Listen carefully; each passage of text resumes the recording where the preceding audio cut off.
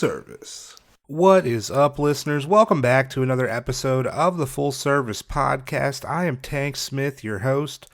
Today is episode 83. Thanks for being here. Shout out to my guest from last week, Ashlyn. Ashlyn, I appreciate you coming on the podcast. That was so much fun. Yo, if you have not yet, check out last week's episode. Make sure you're following Ashlyn. She is on Twitter at adore_Ashlyn. That is with 2 N's on the end of Ashlyn. Her podcast, you can follow that on Twitter at NoLifeSkill. I have links to her Twitter, her Instagram, her OnlyFans in the show notes from last week. Hit them show notes. Show her some love. As always, you can find us on Twitter, on Instagram at FullServicePod. I am at TankFunkadelic. If you enjoy the show, make sure you are subscribed on whatever platform you're listening to us on. You'll be alerted as soon as those new episodes drop every single Tuesday. If you were listening to us on Apple Podcasts, hit us with a 5-star rating, write us a review. That helps so much for visibility for the show. If you want to support the show, hey, Patreon's the best way to do it. Patreon.com/fullservicepod. We have bonus monthly episodes you can hear only on Patreon. Our April episode should be dropping hopefully before you hear next week's episode. So sometime this week, maybe this weekend. Friend of the podcast, Sophia Soma's coming back. So if you want to check it out, oh boy, it's a good one. Patreon.com/fullservicepod. Today, episode 83, so excited. My guest has been on the podcast before. She's making a return. She is a global pantypreneur, an author, a mentor. She is the host of the panty selling podcast, Dalma Rosa. Dalma was my first guest of 2020, so it's been like a year and 4 months. So we catch up, talk about what she's been up to since she's last been on the podcast. We talk panty selling, her passion for mentoring sellers. We talk her podcast, her newest venture, SW Rolodex, which pairs sex worker friendly freelancers with sex worker businesses. Say, hey, I'm a sex worker. I want somebody to run my Reddit account. Oh, hey, there's somebody that does that on SW Rolodex. I'm a sex worker. I need someone that edits video. I need someone that edits photos. I need someone that does advertising. SW Rolodex. Check it out, swrolodex.com. We also talk medieval findom, payment processors, and sex work. So much fun. You will love this episode. You can find Dalma on Twitter at Panty_Dalma. You can find SW Rolodex on Twitter, on Instagram at SW Rolodex. You can find her podcast on Instagram at the Panty Selling Podcast, and everywhere you can find podcasts. It is a great podcast. Whew, I feel like I plugged a lot. But her website, PantySellingSchool.com. It's not over. Hey, yo, I'm excited for y'all to hear this episode. You better get excited for this episode. I'm going to stop talking. I hope you enjoy my conversation with Dalma Rosa. Thanks.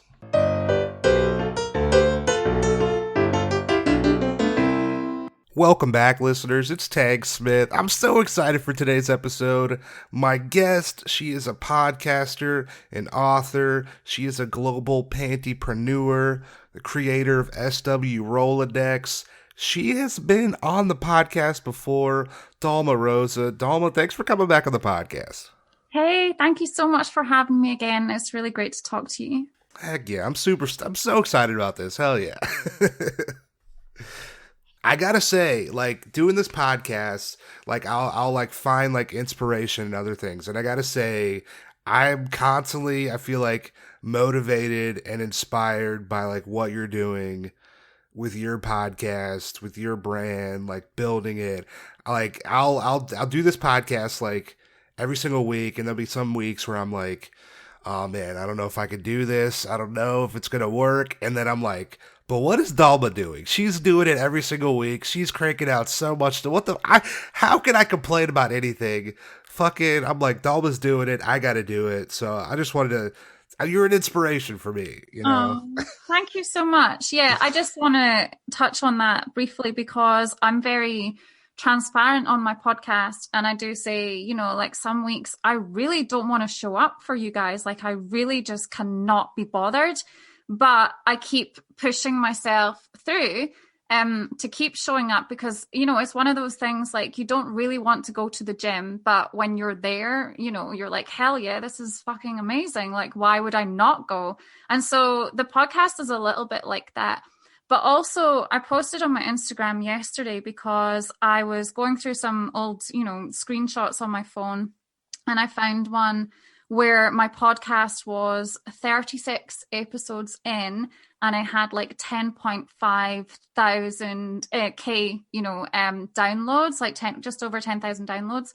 And then I checked again yesterday and I'm on like episode 96 or something now, and I've got over 300,000 downloads. So, you know, when you're able to see, you know, your markers of success, not that I sit down and measure shit every single week, I don't. But sometimes, you know, just getting that feedback can be like really motivating as well to go, do you know what? If I had quit all the times I had felt like quitting, I wouldn't be at this level now. And, you know, that applies across the board for everything in your life, like not just business. So yeah, anyone that's listening, it's like, you know, we all feel that we don't want to show up. We can't be bothered. You know, the resistance is real, but learning to just push beyond that and step into your like higher purpose and your passion is just, you know, that's energy that gives you the fuel to keep going. Yeah, it definitely it builds on itself too, because it's like, yeah, once you start a little bit, then you're like, I'm already in this shit. What the fuck? Why was I so like hesitant to even do it? And then you get to the end and you feel so much better, and you're like, what the fuck? God damn, I should have done this. Like, what am I talking about? Like, you gotta start somewhere, and it just builds to where, and then you finish, and you're like, this is great. Hell yeah. Yeah, totally. So people listen to the podcast. If you have not yet, or if you don't know, Dalma's been on the podcast before. She was actually my first guest of 20. You were the first guest of 2020 last year. We recorded, I think it was either the very end of December or maybe like right at the beginning of the year. You were in Spain at the time. I understand you're not in Spain anymore. Where are you joining us from? Well, after, you know, the entire shit show of 2020 kicked in fully, we made the decision to move back to Scotland, which is where I'm from Spain. So yeah, that was the middle of last year, July of last year. And so yeah, we've been there since, and this is where I'm going to stay for the foreseeable future. Who knows what the future holds. How's it being back in Scotland? How do you like it? It's cold. It's really cold. It's good. You know, this is where I'm from. This is where my people are. And, you know, it's like Spain was absolutely amazing for just, you know, uprooting and choosing to go and live somewhere else is an experience that I think loads of people should do if they can. But, you know, just the way the dice rolls with life, now we're back here and this is where we are. So, yeah, just going with it. Hell yeah. Fuck yeah. That's great. Fuck. What have you been up to like the past year? I know the podcast, the podcast has like grown exponentially since we last talked. You wrote a book, you created SW Rolodex, your website's huge. What have you been up to kind of like the past since we spoke in January of last year? Yeah, so the last time we spoke, I think I'd just left Panty deal. And, you know, there was loads of different reasons for that, which I went into on my podcast. And then I was already on Scented Pansy as well. I joined another panty selling platform, and for the next few months did really well with panty selling still. At the same time as that, I was building the trainings that I was providing for sellers that, you know, wanted to, I suppose, do well in the community, in the industry. And so the last time I spoke to you, I think I had like 2 or 3 trainings out that were designed to help other people.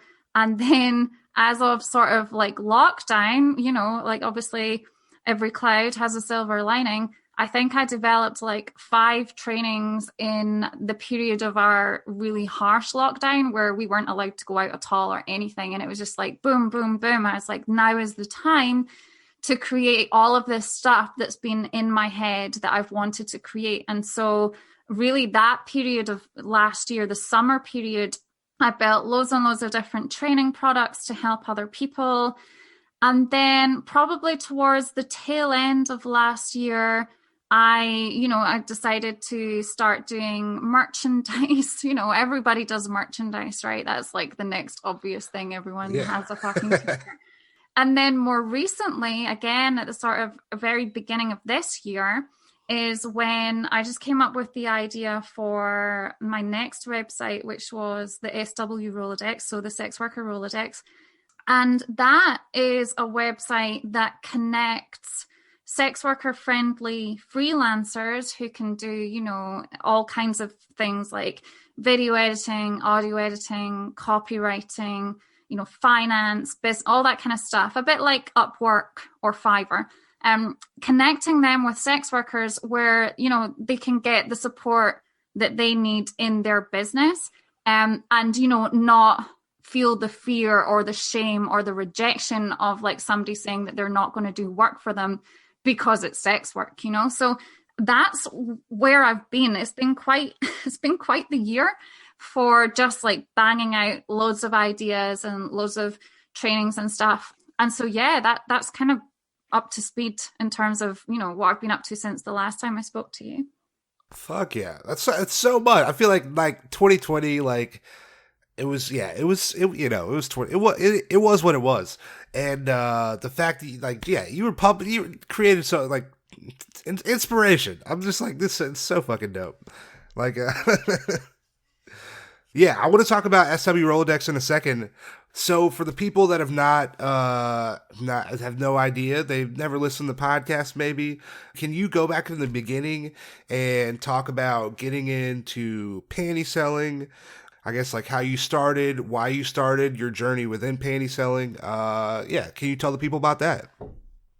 Sure. So the very end of 2018, I was looking for a way to make money quickly online. And, I was doing lots of research. I was listening to, a podcast about side hustles and online businesses and stuff like that.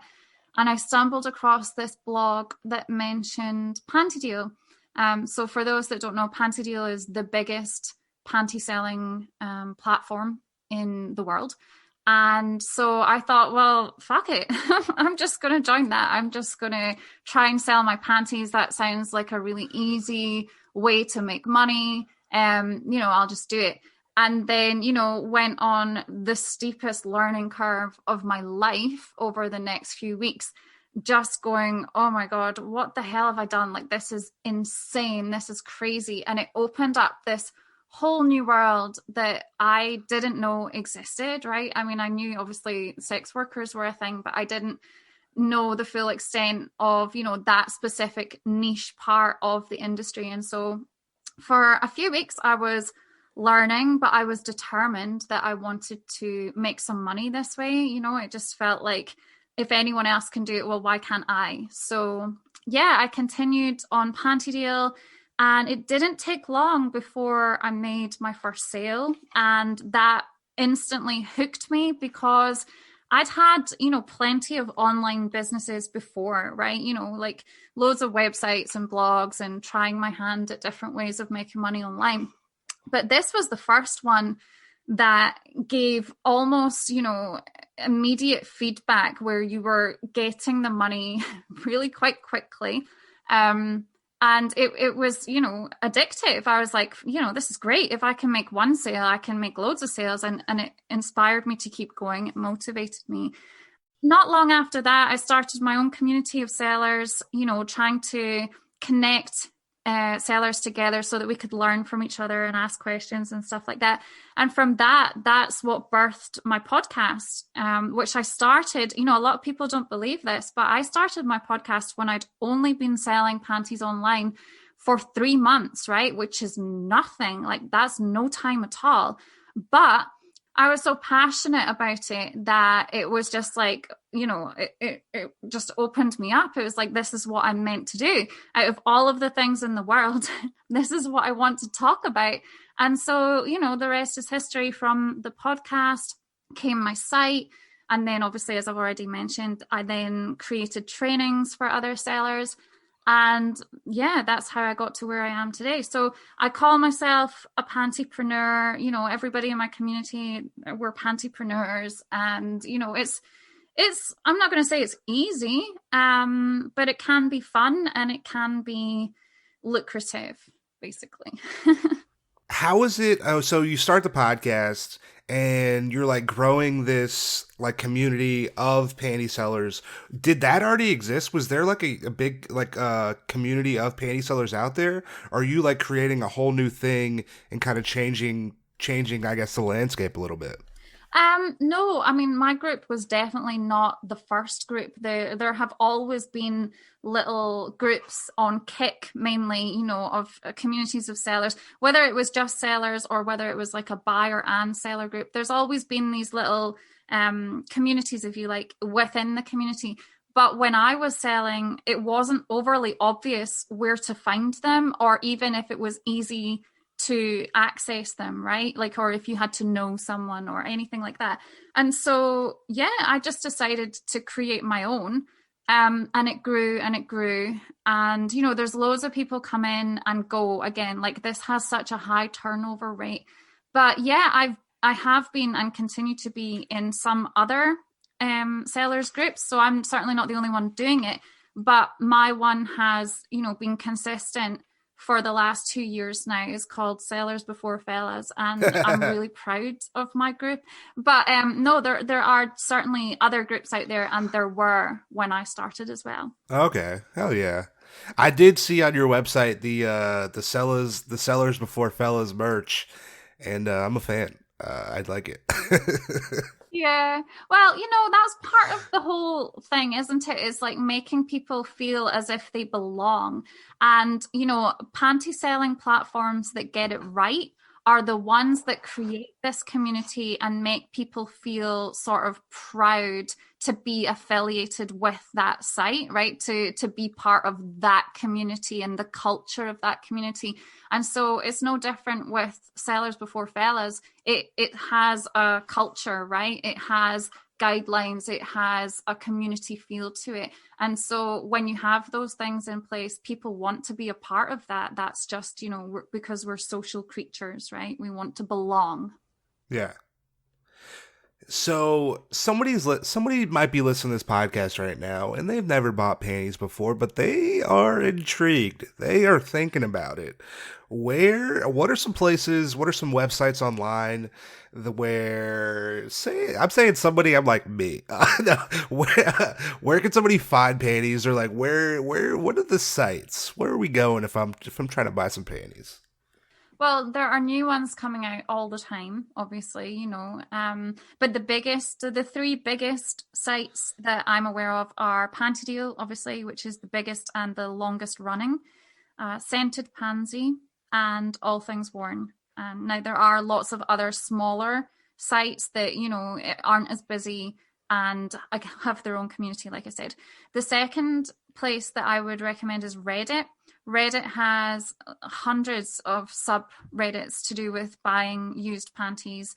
And it's obviously a very different experience than hanging out on a platform, because the platforms are very much like social media, right? You post pictures and videos and status updates and things like that. Reddit, you're just basically browsing through all of the images and then, making contact with whatever seller appeals to you.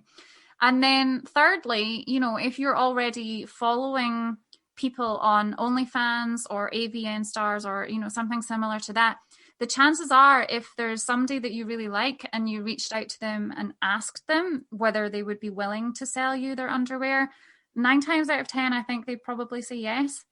So, that's always another option for you. But really, even Craigslist, Facebook Marketplace, eBay, Etsy, all of these kinds of places, you will always find sellers. Okay, okay. I remember. So I was listening to your podcast a little while ago, and you mentioned like Etsy. Your like Etsy store got shut down. Do they? I guess do they have like do they frown on like panty selling on Etsy? Do you know? Yeah, it's completely against their rules. So I have my merchandise store on Etsy, which is t-shirts and trainings. And because of some of the names of my t-shirts, my Etsy store had flagged and it got shut down, but it then got reinstated when they could see that I wasn't doing anything wrong. But yes, it's completely against community guidelines on platforms like eBay or Etsy to sell your panties there. But people are still doing it, right? They still try and get around it by being very subtle but obvious as to what you're purchasing. But yeah, I mean, if you get caught, instantly you're shut down. Instantly, they won't tolerate any of that kind of stuff. That's crazy. That's yeah. That's man. That's wild. You know, sex work, obviously, anybody that works in this industry knows just how difficult it is to operate on, you know, anywhere, like even accepting payments, because it's so frowned upon that, you know, we've got very narrow parameters in which to try and operate without getting shut down. Because, you know, I just had my 13th PayPal account closed because, you know, it's just sex work is it's just not accepted anywhere. It's really tricky. It's truly incredible. Like I know after there's an article in the New York Times about Pornhub in December, and then like Visa and MasterCard dropped, like basically nobody could use Visa or MasterCard on Pornhub. PayPal had already like not allowed payments on Pornhub. I don't think American Express or Discover does as well. And it's like for a lot of other websites as well where they're cracking down on like sex workers, or like you can do sex work but only within these parameters that we corporation find like socially acceptable. Yeah. We'll take your money, but anything outside of that realm they're like nope. You can't do that. It's crazy like how these like big like corporations that I like basically control your money, like kind of like almost try to dictate content as well, or what's socially acceptable in Yeah. their eyes as a corporation.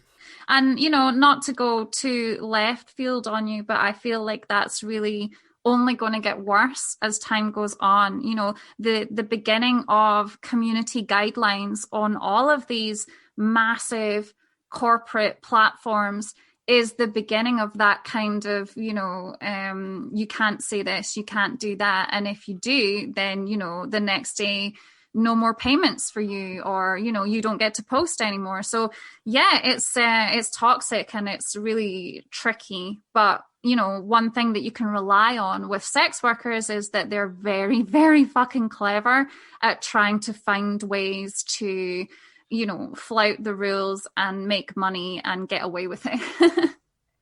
Yeah.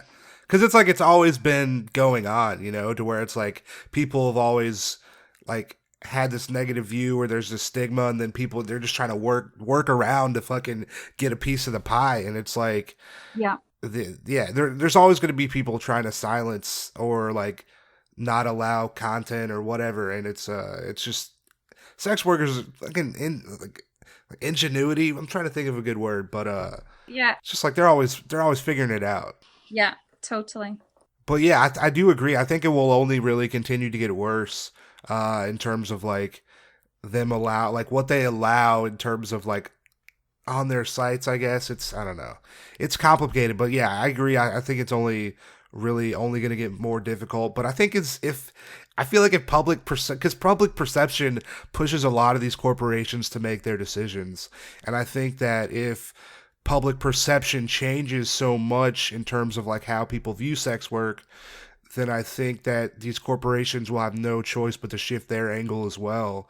But if it just continues, like if public perception doesn't deem it a worthy cause or something that they want to see changed, then these corporations really have no incentive to change their policy based on, oh, we want to make someone feel good. Like they don't do shit for no reason, you know?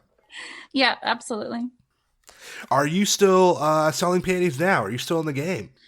Yes, I am. I still have a profile up on Scented Pansy, and then recently I rejoined Panty Deal, and I have like my customers that still contact me for wares, but I'll be honest, I'm now like very, very busy, not just with my businesses, but with my family life.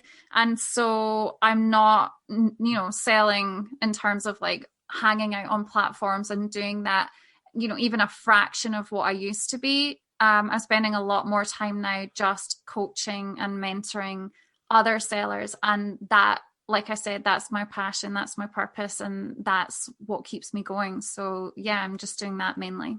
Oh yeah. So you start the podcast. How many episodes of the podcast do you have out so far? We're on to episode 96. So yeah. Amazing. Yeah, we're still going. We're still going.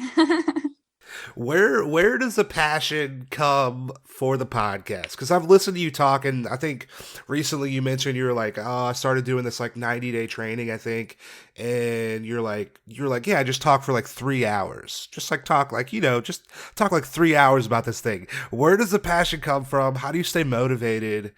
Like I feel like I'm like busy-ish, and I'm like but I'm like you have a family, you're running a business, you have all these trainings, you're in these groups. Like, how do you find time to be like to do this, be passionate? Yeah, what keeps you motivated? I guess. Yeah, it's such a good question because, like I said before, nobody is more surprised than I am that this is my thing, right? It's like hardly any of my friends know what I do, right? And I can't even imagine telling them that my business is coaching sex workers on selling, worn fetish items and things like that. It's so bizarre to me. Out of all of the things I've ever done in my life, this is the thing that I'm super passionate about.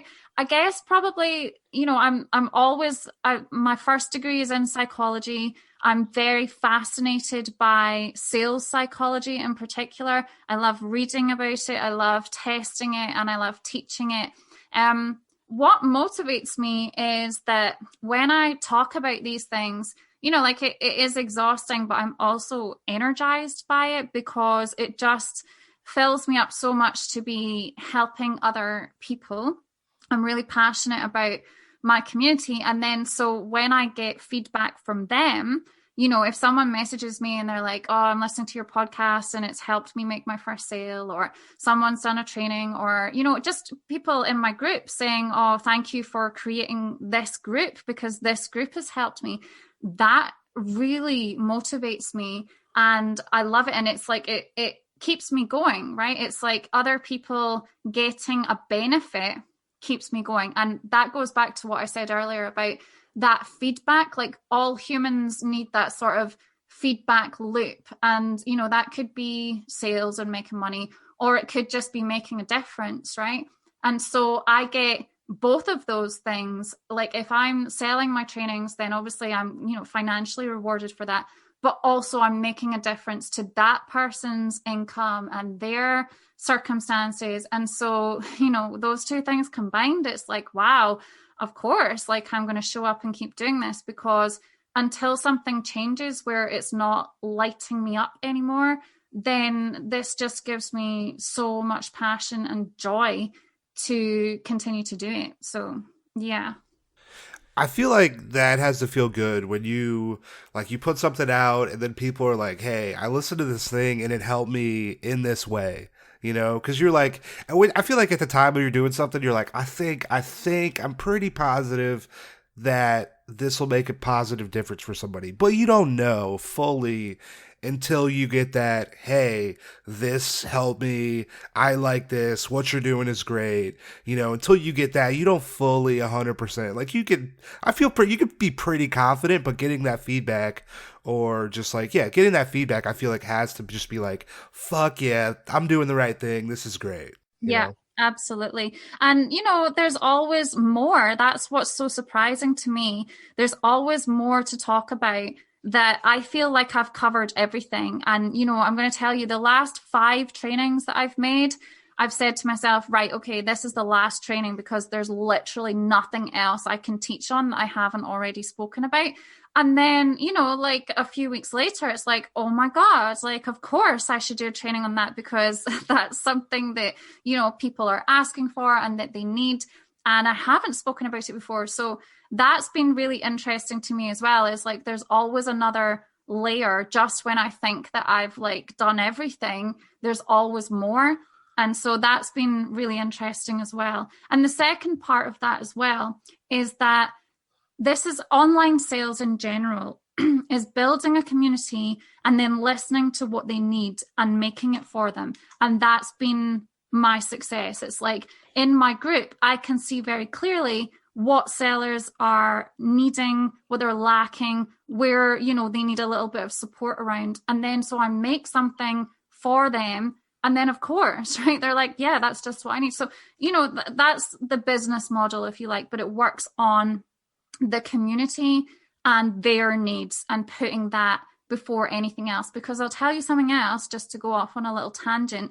The number of TikTok, you know, influencers, if you like, on there promoting this work in really unrealistic ways is growing exponentially. And I feel very passionately about being a sort of like realistic gatekeeper for this community, because yeah, TikTok is crazy in terms of the sex workers on there that are more or less promoting this to young women as some kind of like, you know, I don't know, silly get rich quick scheme. And so yeah, that's kind of what I've been thinking about lately. Yeah, I think one of the things, like, if you listen to the podcast, you're like, you don't bullshit people, you're super honest, and you're like, hey, it's a lot harder than it looks, you know?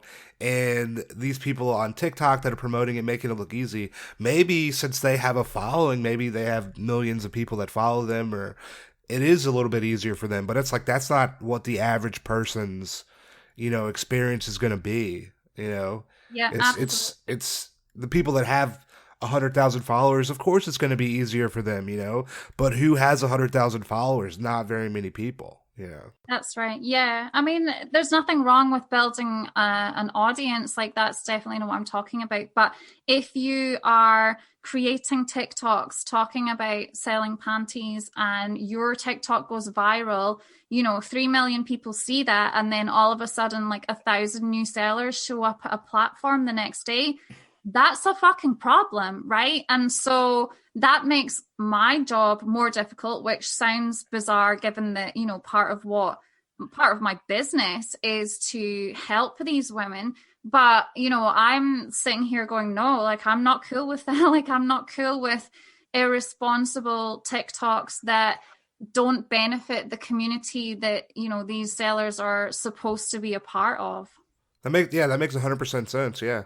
Cuz it's just all it's doing is growing the platform and not really, you know, giving anybody realistic expectations of what, like, how panty selling is exactly, you know. Exactly. And, you know, if you look at like, you know, for example, say Panty Deal had like 2,000 buyers and 5,000 sellers.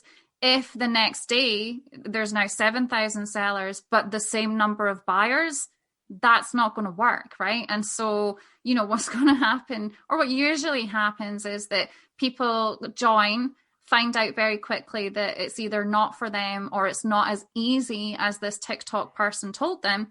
And then, you know, a few days or weeks later, they're gone. But it's still very disruptive to the community at large. So that's kind of like my that's my soapbox rant about the whole thing. Do you feel like this is kind of like sort of related, I guess, but in panty selling, do you feel like more so the persona, like people are buying panties from a specific persona Yeah. more so than like I like the panties. Like if I'm like I'm buying panties specifically from you because I like you versus I like your butt and them panties. Like do you think it's a persona more so than the panties? Well, there's different levels to it. So guys buy panties for different reasons. I'd say that, you know, there's buyers that want to wear the panties, right? And then there's buyers that want to sniff the panties and use them in their, alone time, right? So those are two different guys, right, to be selling to. So the guys that want to wear the panties, they will be more interested in what the panties look and feel like and how, what size they are, than a guy that just wants to sniff them because they're yours, right?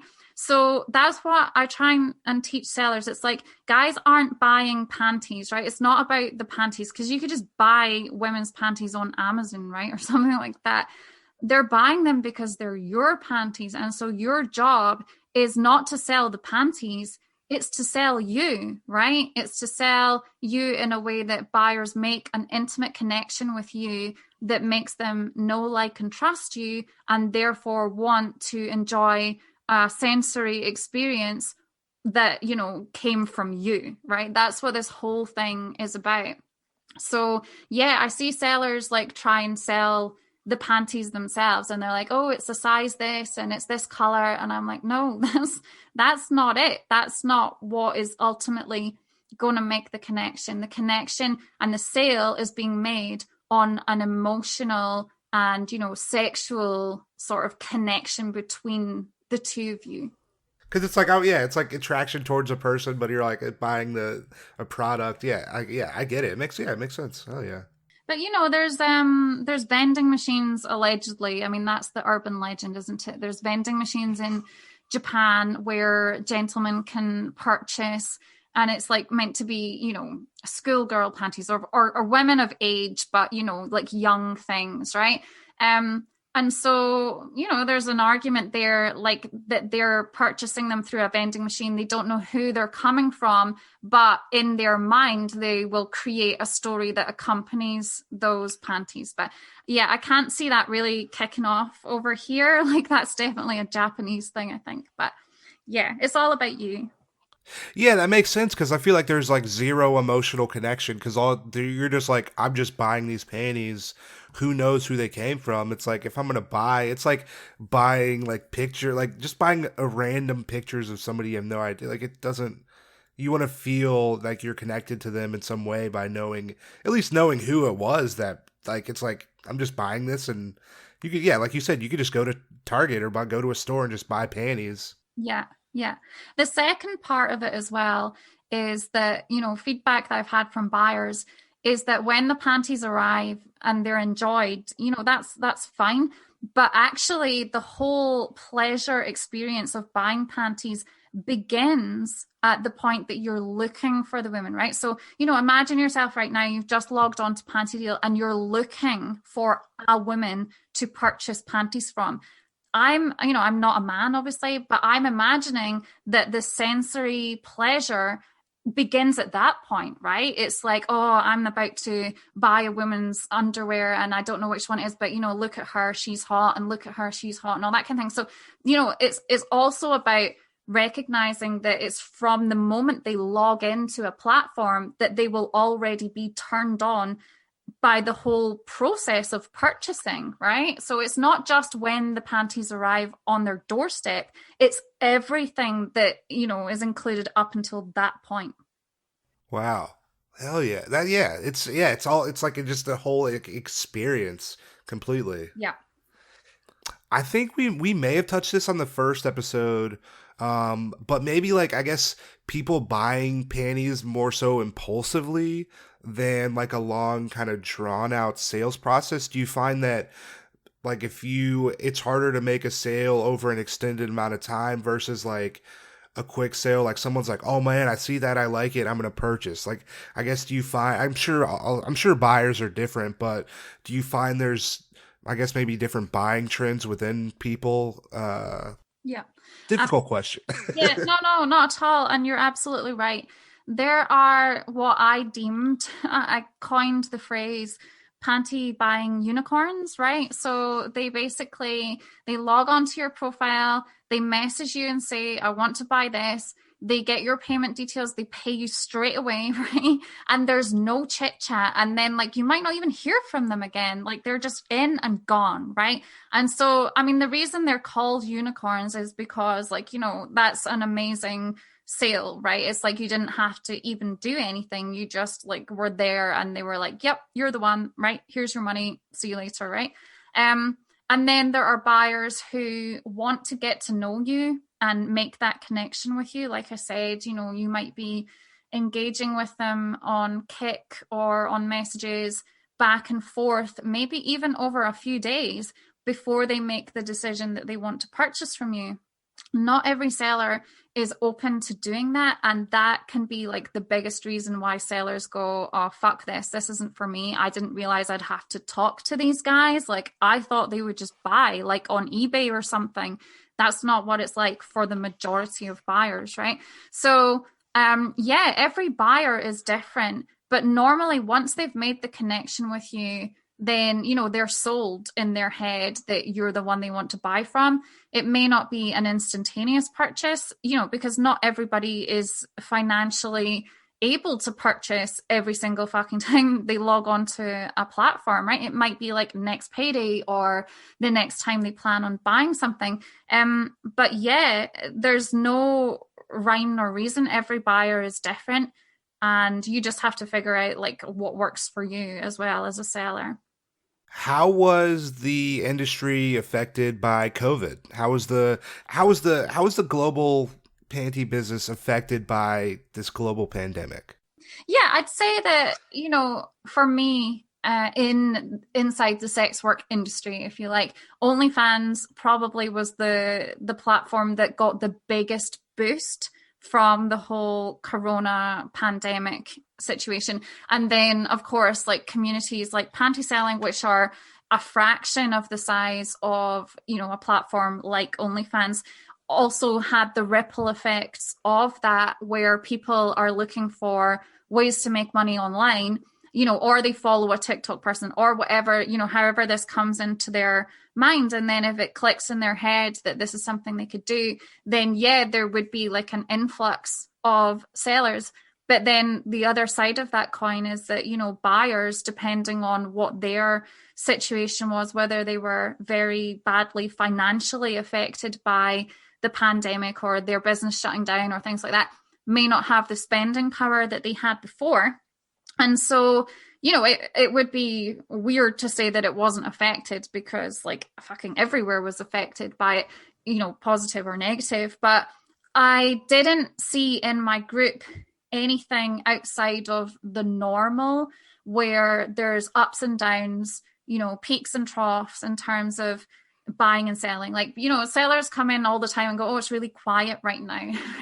But I get to see that from a 40,000 foot angle, because I've been in my group for 2 years, right? And people are always saying that, like they're always saying it's quiet, or they're always saying, oh, it's busier, or, and putting that down to holiday season or, Christmas or the pandemic or whatever. So to be honest, it wasn't like a catastrophic failure for the community, but yeah, probably more sellers and less spending power for buyers, really. Okay. Do you feel like after starting the podcast, do you ever find customers or buyers like that find you through the podcast? And do you feel like your business has, like after starting the podcast, do you feel like your business has increased and like solely from that? Do you feel like people find you that way? Yeah, people do find me that way, but not as many as you would think, which to me is just really weird.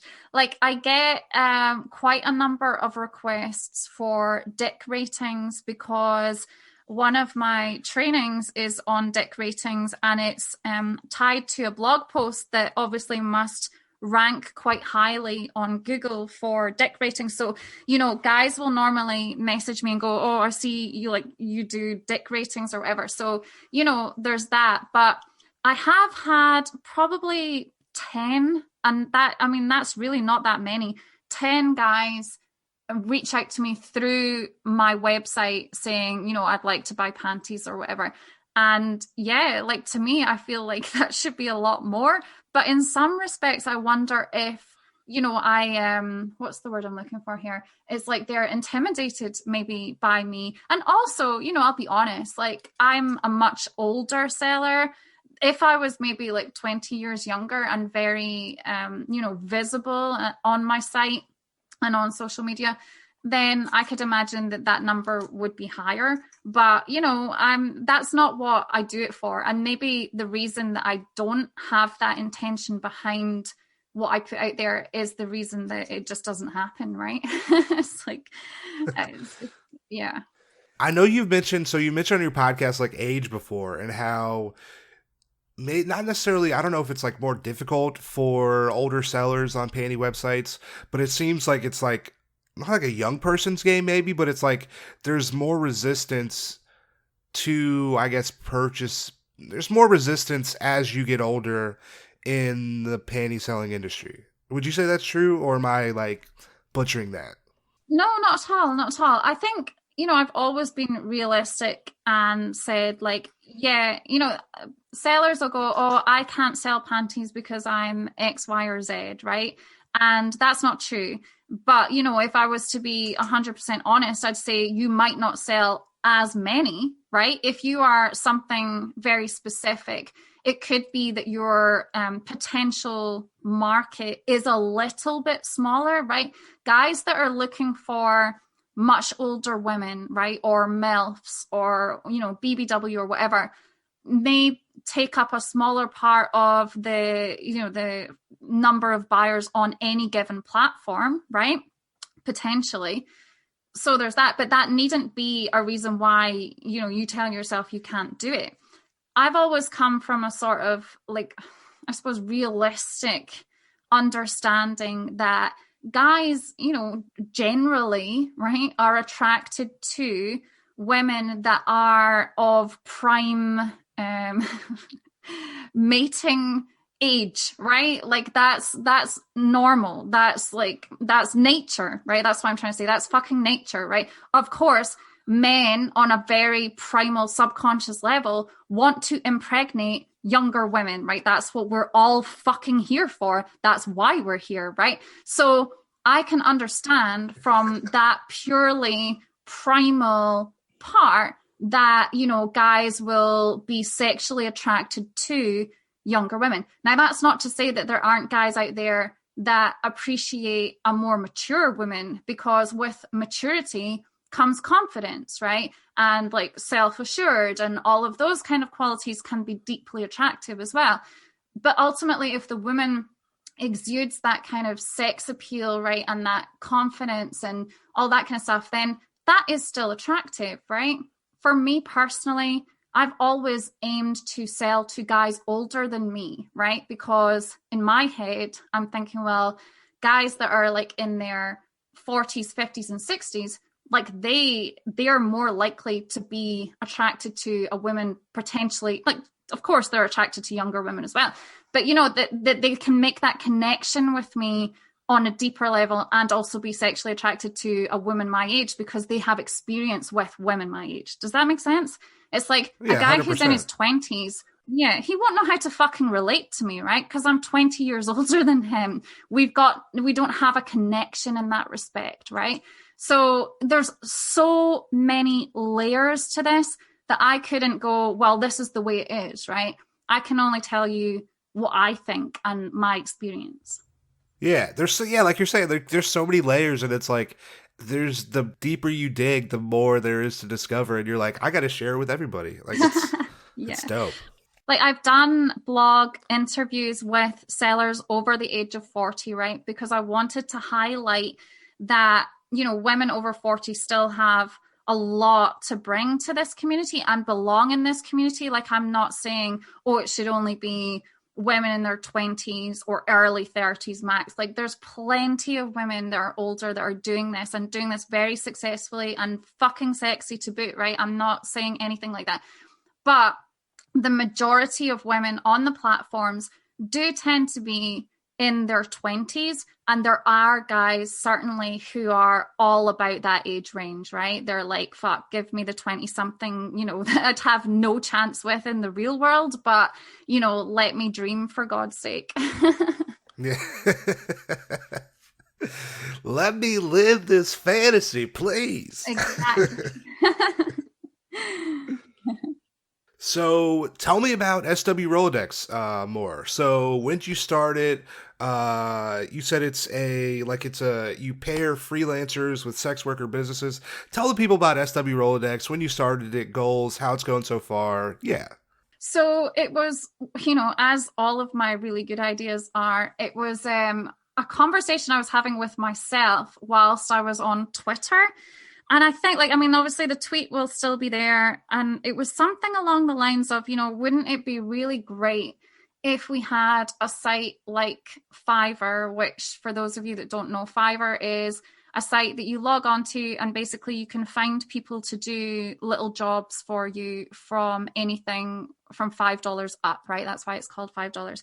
And so I was like, wouldn't that be really cool if there was a Fiverr for sex workers where we could find people to do, like those cool images that you see, or tip menus, or like even your Twitter banner, like manage your OnlyFans, edit your videos, do all that kind of shit. Like, wouldn't that be super cool?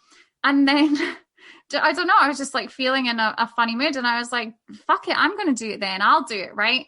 And so straight away, I just registered the domain name because I was like, right, what will I call it? And then that just came to me, and I was like, right, cool, I'll go and register the domain. And then that was it. Before I knew it, I was building this website.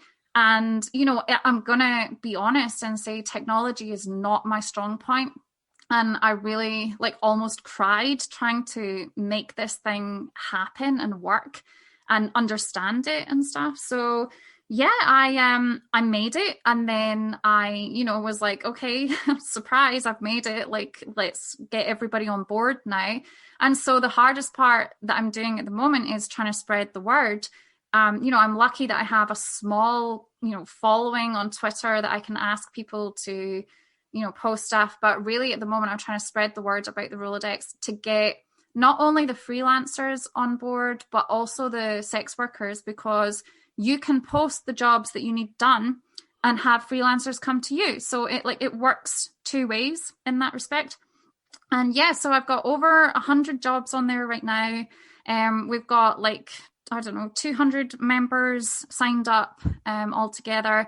And it's right at the beginning. This is very, very early stages of what I'm hoping will be an amazing resource for the sex work community when it's sort of up and busy and running.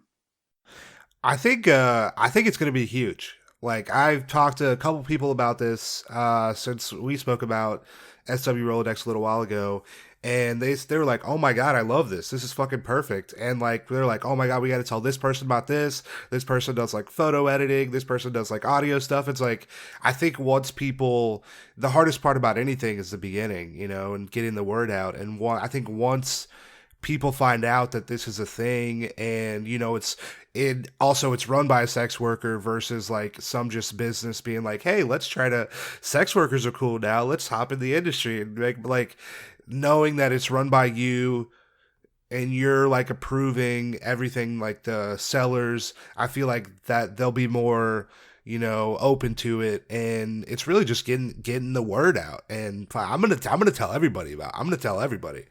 Absolutely. But yeah, I mean So that's the other thing that I should say as well, is that every single freelancer is vetted personally by me. Like, everything is done by me. No job goes on the site or request until I've checked it through, because I want to make sure like if I'm creating a website where there's essentially access to sex workers, I have to protect them as much as I can, right? I have to make sure that I don't just get like sleazy, scammy guys, pretending to be a fucking freelancer just so that they can chat with sex workers, right? And all that kind of stuff.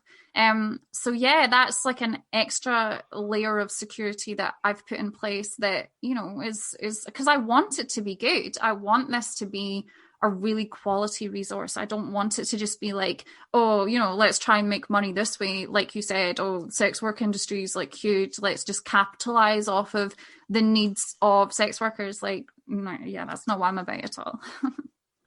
Yeah, especially like because they're like just the amount of trust that people have to have in you and this website. Because it's like, okay, so say I'm somebody and I do video editing, and then a sex worker comes and they send me this video, and it's like that person can do anything with that video, but it's like knowing that like they're vetted, that they're protected business, and that 100% guaranteed there's nothing shady or anything that would go wrong with what they're doing. I feel like that is like a powerful thing that any kind of site where services are being offered like that, that has to be, a thing, I guess.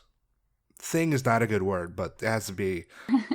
No, I know what you mean. The other thing with that as well is that I hold the money, right? So the sex worker pays the freelancer, but they pay me, right? I hold on to the money, and no money is given to the freelancer until, the work is delivered and the work is what, it's meant to be, basically. So that's another, aspect as well. It's like just protecting the sex workers. And obviously, the interesting thing is that a lot of the freelancers that have signed up are also sex workers, right? Because they've been doing this for a while, they've got really good at it. And so now they're able to offer that as another, service of theirs. So that's a really cool thing as well, because it's like a sex worker community that's run by and includes sex workers. So yeah, it's pretty cool. But the only downside is that we were paying freelancers through their PayPal accounts, using, a PayPal associated with the site. And of course, it got fucking shut down by PayPal because they're scum. And, for sex work, even though it's not sex work, it's a freelance engine, right? So that's been tricky to say the least. But it's just one of those things that par for the course, we just have to find a workaround. Hell yeah. I'm excited. I'm excited about the future. The future's looking up. This is great. Yeah. So SW Rolodex is on social media, right? Yeah, we're on Twitter and Instagram as well. Yeah. What's the handle? It's at SW Rolodex. People, go follow it right now at SW Rolodex. Do it. Yeah. Hell yeah. Before we get out of here, I wanted to, I guess my final question. On your Twitter, you have a pinned tweet. I think it's like Sindith, Medieval Findom. You're the creator of Medieval Findom. What is Medieval Findom? Tell the people about it. Oh my God. Um, so I don't know, like sometimes I guess it's being Scottish. I like to make fun of things, and people and stuff. And obviously, I'm on Twitter. I follow a lot of sex worker accounts. A lot of those accounts are DOMs, who are, doing the whole Findom stuff. And, and I've created Findom content myself, on I Want Clips. But yeah, like one day again, it's just one of those things. Like if I log into Twitter sometimes when I'm feeling a little bit silly, I'll come up with this idea. And I don't know what it was. I just was like, oh, I'm gonna, write silly sort of Findom demands, about like send me money for coffee or things like that. But I'm gonna write it in sort of like Shakespearean language. I honestly don't know where these ideas come from. And so like I found this website online that translates normal words into sort of medieval speak. And so I just posted a few and like did hashtag medieval Findom. And then I was just so enamored with my idea. I was like, this is the best fucking thing. Like, I swear to God, I bet there's no such thing as medieval Findom.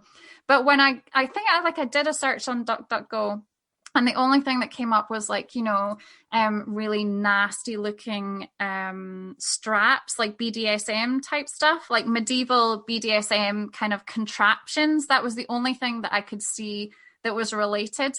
So I was like, yeah, fuck it. I've just invented medieval Findom. I'm still waiting for it to take off. Like I'm the only person doing it, but I just think it's so funny. So yeah, I cracked the This has been dope. Fuck it. Dalma, I appreciate you coming on the podcast. It's been a lot of fun. Thank you so much. I really, really enjoy our chats. And yeah, it's just great to connect again after another year of craziness. Hell yeah. Hell yeah. You inspire me. This is great. Thank you. Thank you. Where can the people find you online? Where can they find the podcast? Plug some social media, some websites, so the people can follow you and give you money. Oh, thank you. Yeah, so my website is pantysellingschool.com, and then obviously I have swrolodex.com as well. I'm on Twitter at panty_Dalma, and on Instagram is at the Panty Selling Podcast. So yeah, you can reach out to me there. Instagram is my preferred method of chatting to people, but yeah, that's me. Awesome, Dalma. I appreciate you coming on the podcast. It's been so much fun. Thank you. Thank you for having me. Hell yeah, hell yeah. Listeners, we will be back later. That was my interview with Dalma Rosa. Yo, shout out Dalma. I appreciate you coming on the podcast. That was so much fun. Listeners, she just plugged it. You can find her on Twitter at Panty_Dalma. She's on Instagram at the Panty Selling Podcast. Her website is pantysellingschool.com. You can find SW Rolodex on Instagram, on Twitter at SW Rolodex, swrolodex.com. If you are a sex worker friendly freelancer, yo, check out the website, swrolodex.com. We are trying to get it as big as possible. Yo, sign up, swrolodex.com. As always, you can find us on Instagram, on Twitter at Full Service Pod. I am at Tank Funkadelic. If you enjoy the show, make sure you are subscribed on whatever platform you're listening to us on. You'll be alerted as soon as those new episodes drop every single Tuesday.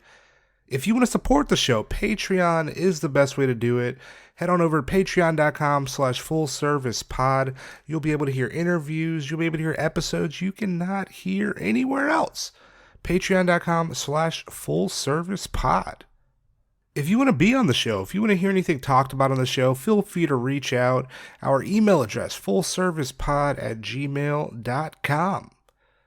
I've had links the past few weeks to GoFundMes for the victims of the Atlanta spa shootings. I have them this week as well. If you can donate to help, that would be dope. If you cannot, I completely understand. But yo, in the show notes, click them links. This has been episode 83. I appreciate you being here.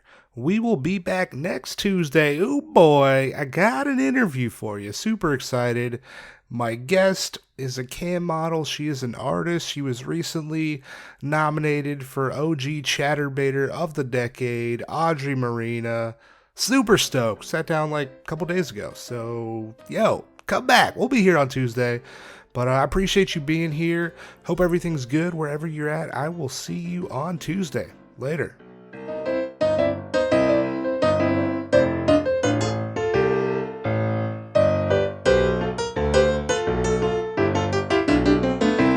Full service.